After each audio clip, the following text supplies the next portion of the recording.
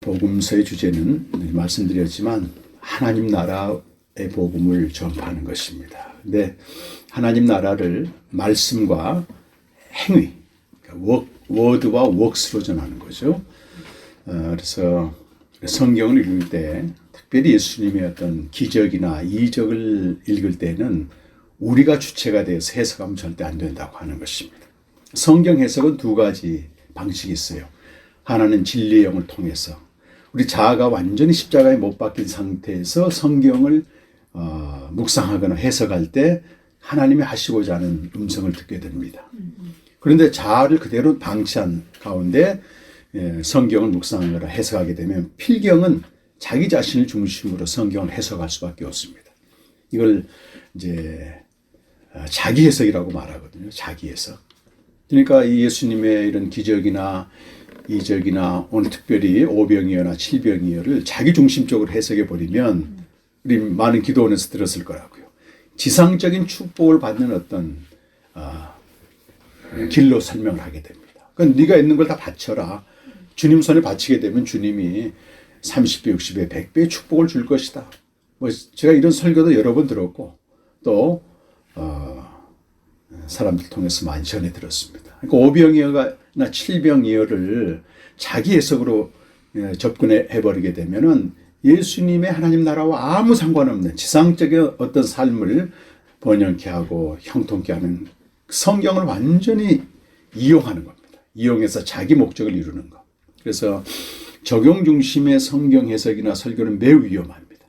이것은 특정한 상황이나 개인적인 상황을 전제로 해서 성경을 해석하고 묵상하기 때문에 성경을 인용해서 결국은 나를 위한 도구로 삼아버리고 만다는 것입니다. 그래서 오늘도 제가 그런 묵상을 하면서 제일 힘든 게 뭐냐면 자의식과 자아를 십자가에 완전히 못 박지 않은 자기를 완전히 배제해야만이 진리의 영으로 성령이 하고자 하신 말씀을 하는 겁니다.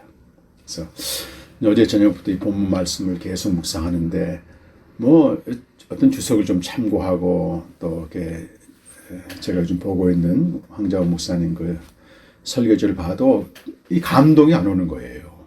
그런데 새벽에 일어나서 번뜩 하나님의 어떤 감동을 주냐면 여기 오늘 29절에서 39절까지 읽어보시면 물이라고 하는 말이 물이 오클로스라고 하는 헬라어인데 7번 나옵니다. 7번. 그런데 무리들이 예수님께 나와요. 그래서 그들의 모든 각종 문제를 전부 해결해 왔습니다. 장애인은 온전케 되고 귀 먹은 자는 또 들리게 되고 맹인은 보게 되고 다리 저는 자는 온전케 되거든요. 그리고 예수님이 직접 말씀하세요. 무리를 보시고 불쌍히 여기셔서 저들이 그냥 돌아가게 할 수 없다. 그래서 떡 7개와 물고기 2마리로 4,000명을 먹인단 말이에요. 이런 그 내용들이 쭉 나오면서 마지막에는 어떻게 끝나는가 하면 오늘 39절 보시면 예수께서 무리를 전부 흩어 보내시는 거예요. 근데 여기 무리와 대조되는 그룹이 제자들입니다. 여기 오늘 시작하는 말씀 보게 되면 예수님이 산에 올라가 앉으셨다.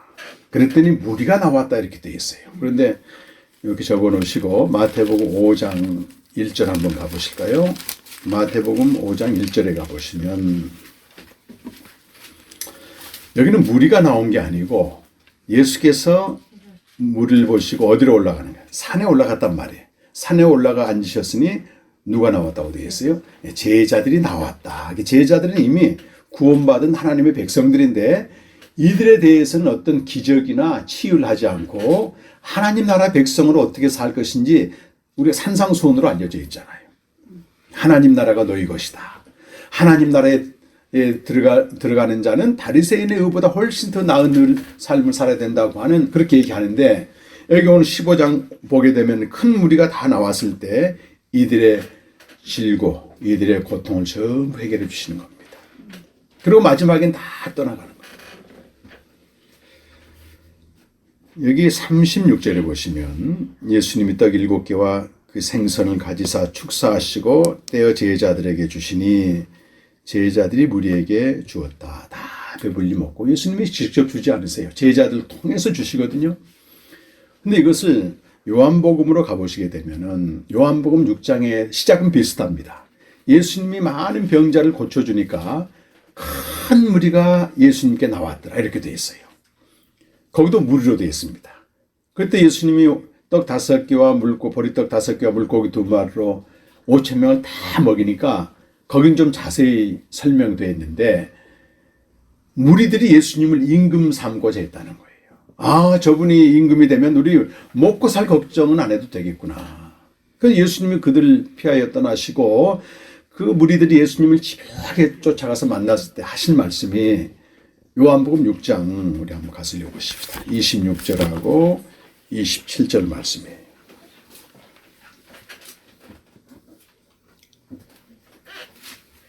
우리 함께 읽으실까요? 시작. 예수께서 대답하여 이르시되 내가 진실로 진실로 너희에게 이르노니 너희가 나를 찾는 것은 표적을 본 까닭이 아니요 떡을 먹고 배부른 까닭이로다. 썩을 양식을 위하여 일하지 말고 영생하도록 있는 양식을 위하여 하라. 이 양식은 인자가 너희에게 주리니 인자는 아버지 하나님께서 인치신 자니라. 여기 무리가 예수님을 찾는 목적은 철저히 이 세상의 필요, 육신의 필요, 예수님은 이걸 가리켜요. 썩을 양식이라고 얘기를 한다는 말이에요. 그래서 예수님의 기적이나 표적은 그 자체의 의미가 있는 게 아니고 하나의 상징입니다. 상징. 그러니까 무엇에 대한 상징인가? 보이지 않는 세계에 있는 실제에 대한 상징이에요. 그러니까 실제와 상징, 그러니까 상징 자체에 묶이면 안 되고 그 상징을 통해서 주님이 보여주려고 하는 실제가 뭐냐? 그걸 예수님이 여기서부터 이제 변론을 하시면서 오병이어는 예수님이 떼어서 주시잖아요. 찢겨야 될 내 몸이라고 얘기하시는 거예요. 그리고 찢겨야 될 내 몸을 가리켜 이건 생명의 떡이다.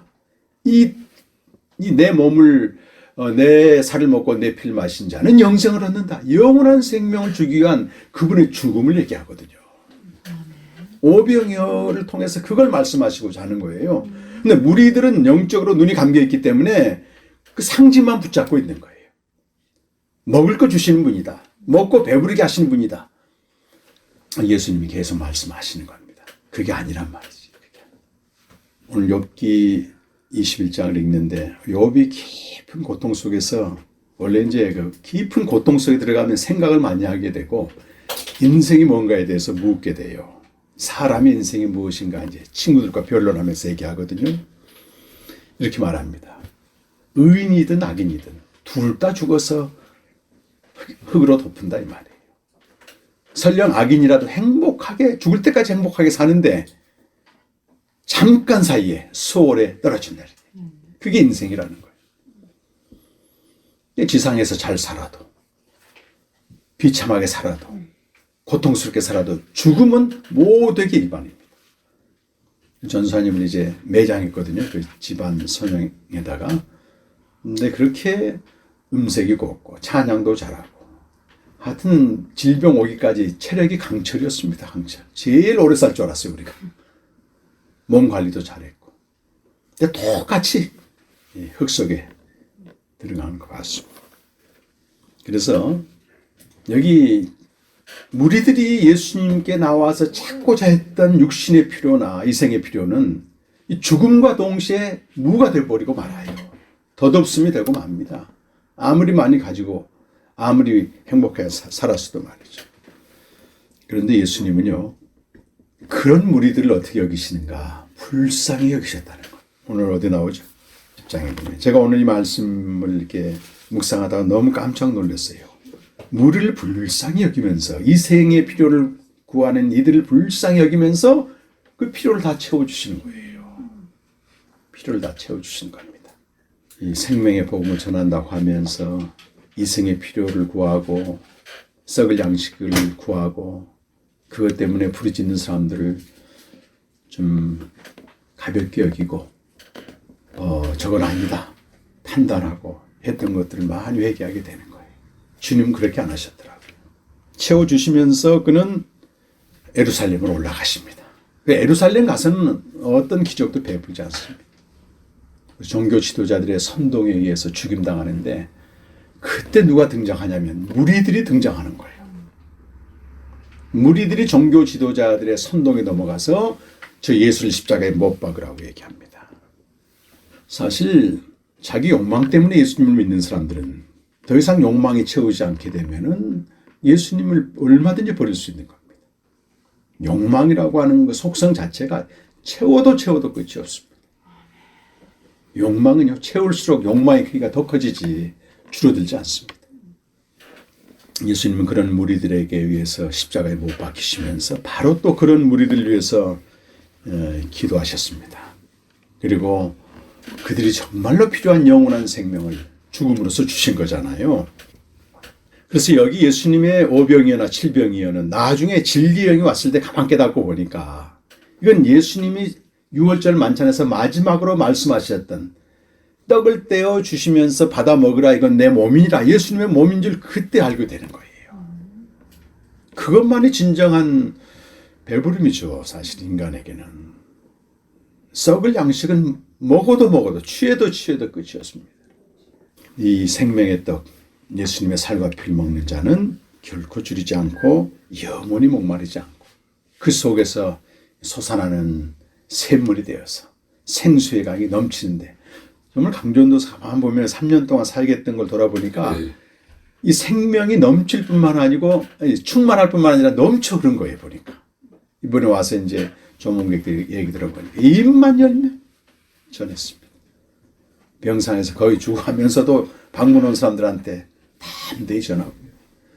애월교회 목사님이 오셨는데 그 목사님 사모님 앞에서 목사님 생명을 전해야 된다고 일장 설교를 했다는 거예요.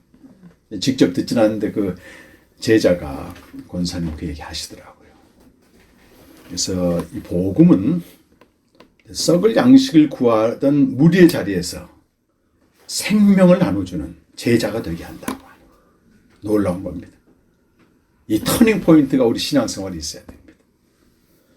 한국교회 복음이 들어온 지 136년째입니다. 올해. 100년이 훌쩍 지났지만 한국교회 다수의 신자는 여전히 무리로 현존하고 있습니다. 이게 무슨 말이겠어요? 우리 한국교회는 실제적으로 이생의 필요나 육신의 필요, 이런 은혜로 말미암아 급성장을 했습니다. 하나님이, 예수님이 불쌍히 여기셔서 주신 거거든요. 너무 비참하니까 6.25 전쟁과 가난 속에서 오늘 무리를 보시고 불쌍히 여기면서 그들의 필요를 채우셨듯이 이건 주님이 주신 게 분명해요. 이거는 교회는 가장 기본적인 욕구인 생존의 문제, 그 다음에 안정의 문제, 90년대부터는 마음의 문제, 아브라함 메스르고 말한 그 인간의 5가지 욕구를 그대로 충족시키면서 성장을 했습니다. 한국교회만의 특이한 점이 또 뭐예요? 자아 존중의 욕구를 채우는 거 말이죠. 집사 되면 그 다음에 권사 돼야 되고 그 다음에 장로 돼야 되고, 이거 안 되면 직분 올라가지 않으면 실패한 걸로 알고 말이지. 은연 중에 그렇습니다. 그게 뭔데 말이지. 또 많은 목회자들은 건물 짓고 부흥시켜서 자기 실현에 꿈을 이루고, 지금도 그런 생각을 하는 사람들이 많이 있습니다.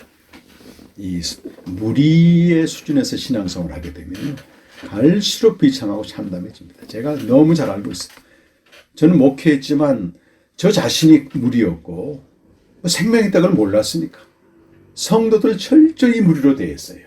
열심히 기도하고 또 열심히 봉사하면 복 받는다는 거예요. 몰라서 그랬습니다. 몰라서. 지금도 그런 얘기하는 지도자들 몰라서 그럴 겁니다. 그 기도 제목만 훑어보면요, 금방 알 수 있습니다. 썩을 양식이 즐비합니다. 예수님이 언제 그걸 구하라고 했어? 우리에게. 먼저 그의 나라를 구하면 이건 내가 더해 주시겠다 그랬지. 더해 주시겠다. 구하라고 하지 않았거든요. 그러다가 필요가 거절당하고 자기 욕망이 채우지 않게 되면 언제든지 돌아설 수 있는 예수님 당시 무리와 별반 다를 바가 없습니다.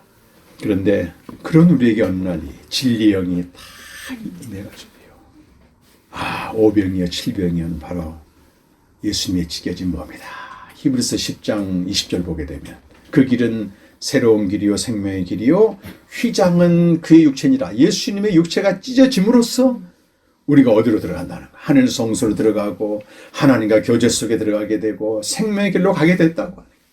썩을 양식을 구하던 옛사람이 죽고 새 생명으로 살게 되면서 생명의 떡을 나누는 제자로 살게 된다고 하는. 그러나 여전히 썩을 양식을 구하는 무리들 대할 때 어떻게 해야 되겠어요? 불쌍히 여겨야 됩니다. 한 영혼 한 영혼에 대해서. 강 전사님과 마지막 말씀 묵상 나눈 게 마태복음 9장이었는데요. 그때 제가 말씀 묵상을 하고 아침에 와가지고 그 귀신이 쫓겨나간 한 영혼이 회복됐는데 사람들은 거기에 관심이 없어요. 그 귀신이 돼지 속에 들어가가지고 돼지가 몰살하니까 예수님 떠나라고 하는 거예요.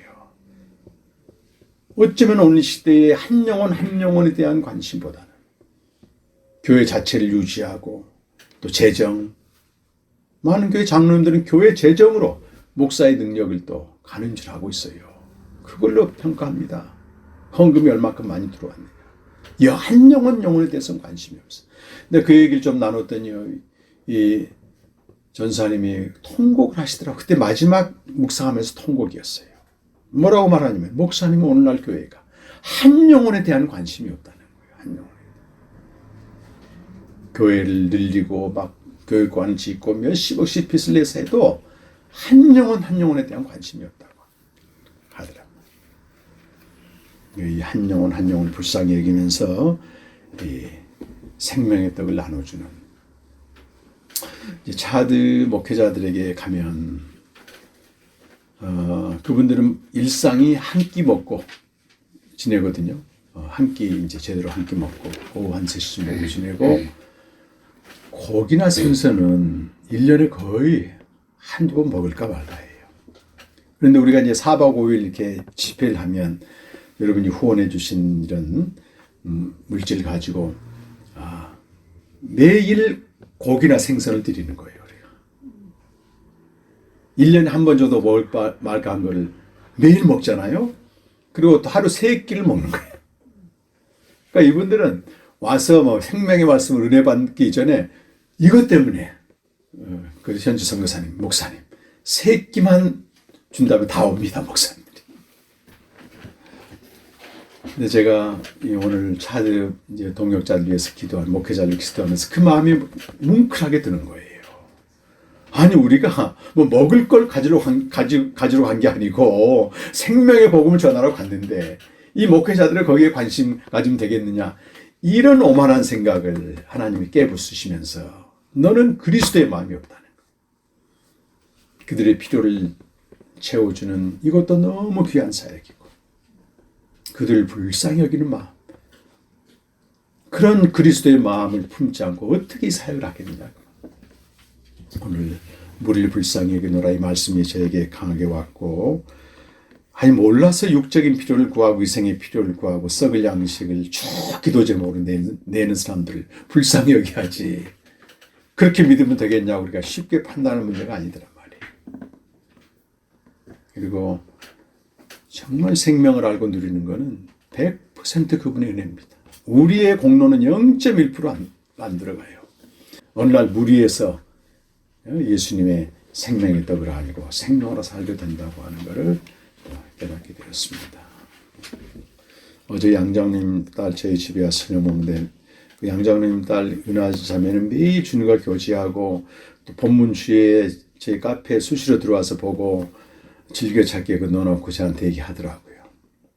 그 남편도 나름대로 열심히 믿는 분, 그 장로님이라든가 어머니도 전도사님 출신이고, 근데 이게 잘 안 되는데 내가 절대 서두르지 말아라. 그리고 하나님의 은혜가 임해야 되니까 열심히 주님과 교제하되 절대 하라고 얘기도 하지 말고, 뭐 하고 있냐 그러면 하나님의 은혜가 임해야만 되는 거다. 이거는 오히려 그렇게 얘기를 해라. 그렇게 이제 얘기를 했습니다. 우리가 공동체가 또 새로운 과제를 하나 부여받았습니다. 생명을 알고 누리는 것보다 중요한 게 그러지 못한 영혼들에 대한 긍휼히 여기는 마음으로 우리가 할 수 있는 모든 걸 다해서 그들을 섬기고, 하나님께서 그들에게 진리영을 보내셔서 깨닫게 하시면 너무 감사한 거고, 또 깨닫지 못해도 그건 주님의 영역이니까 어떻게 하겠어요. 우리는 그저 모든 영혼들을 불쌍히 여기면서 우리가 할 수 있는 최선의 섬김을 다하는 그런 공동체로 우리 지엘 미션이 새롭게 출발하길 간절히 바랍니다.